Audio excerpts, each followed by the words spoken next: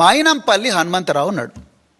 మైనంపల్లి హనుమంతరావు ఏం కోంబింగులు చేసిండని, ఏ అల్ఖాయిదా తీవ్రవాద సంస్థ, లేకపోతే ఏ లష్కర్ ఏ తొయ్యబా, ఏ జైషే మహమ్మద్, ఏ సిపిఐ మావోయిస్టులు మైనంపల్లి హనుమంతరావును టార్గెట్ చేస్తారు అని చెప్పి ఆయనకు 2+2 గన్మెన్ ఇచ్చారు. చెప్పాలి డీజీపీ గారు. ఎందుకంటే now you have clearly mentioned that the state, the security provided by the state is preventive, dynamic and threat based. It is neither permanent nor attached to the status, office, rank or past service of any individual, not just Praveen Kumar, any individual, not just Petti Sudarshan Reddy, any individual. మరి అట్లేటప్పుడు మైనంపల్లి హనుమంతరావు గారికి 2+2 gunmen ఎందుకు ఇచ్చారు? DGP గారు చెప్పాలి. పెద్ది సుదర్శన్ రెడ్డికి ఒక న్యాయం, మైనంపల్లి హనుమంతరావుకి ఇంకో న్యాయమా? కొండా మురళి, ఆయన ఎమ్మెల్సీ కాదు, ఆయన ఒక కార్పొరేషన్ చైర్మన్ కాదు, వారు కేవలం మంత్రి కొండా సురేఖ గారి భర్త.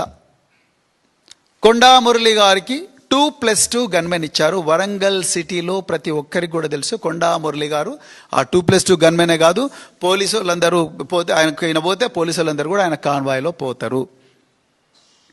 ఆయనకి ఏ హోదా ఉందని 2+2 గన్మెన్ ఇచ్చారు? Now you have to tell DGP garu, nor attached, neither permanent nor attached to the status, office, rank or past service of an individual. What service? What is the contribution of Konda Murli garu? What is the contribution of Maynampalli Hanumantarao such that they deserve 2+2 personal security officers? Anumula Tirupati Reddy గారు, అనుముల కొండల్ రెడ్డి గారు రంగారెడ్డి జిల్లాలో వారు ఏమి కోంబింగులు చేశారని, వారికి ఏ threat ఉందని, వారిని ఏ లష్కర్ ఏ తొయ్యబా, జైషే మహమ్మద్, అల్ Qaeda, ISIS అనే ఉగ్రవాద సంస్థలు వారిని టార్గెట్ చేస్తాయని విదేశాల నుంచి, ఇజ్రాయెల్ నుంచి, టర్కీ నుంచి దిగుమతి చేసుకున్న అత్యాధునిక సెమీ ఆటోమేటిక్ వెపన్స్ వారికి ఇచ్చారు. మరి అదే పట్నం నరేందర్ రెడ్డి, ఆయనే పాపం చేసిండు. ఆయన పాపం చేసిన పాపం ఏందంటే ఆయన బీఆర్ఎస్లో ఉన్నాడు. సునీత మహేందర్ రెడ్డి గారు మాజీ జెడ్పీ చైర్పర్సన్, వారికి కూడా గన్మెన్ ఇచ్చారు.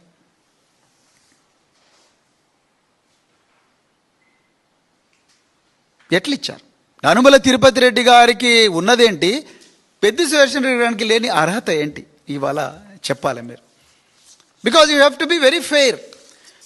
తొలి తెలంగాణలో మొట్టమొదటి గిరిజన మహిళ మంత్రిగా అయ్యారు కేసీఆర్ గారి ఆశీర్వాదం వల్ల. ఆమె పేరే సత్యవతి రాథోడ్. సత్యవతి రాథోడ్ గారికి గన్మెన్ తీసేశారు. ఆమె మాజీ మంత్రి. సత్యవతి రాథోడ్ గారు మాజీ మంత్రి. మాలోత్ కవిత మాజీ ఎంపీ. వీళ్ళిద్దరు కూడా గిరిజన సామాజిక వర్గానికి చెందినవారు.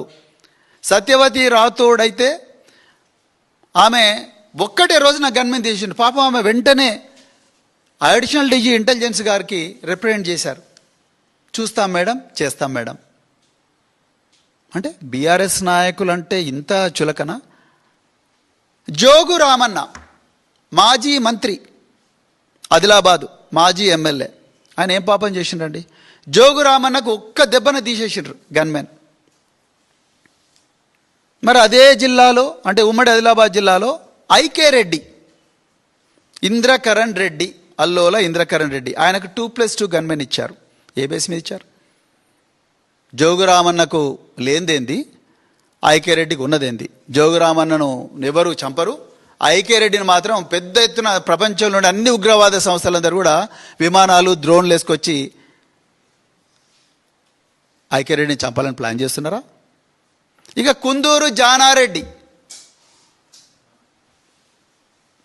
జానారెడ్డి కాంగ్రెస్ కురువృద్ధుడు. ఆయనకుండే ఒక్కటే, ఇప్పుడు the DGP has said status, office, rank or post service of any individual. Now I want to know what is the status, what is the rank, what is the post of Kunduru Janareddy గారు?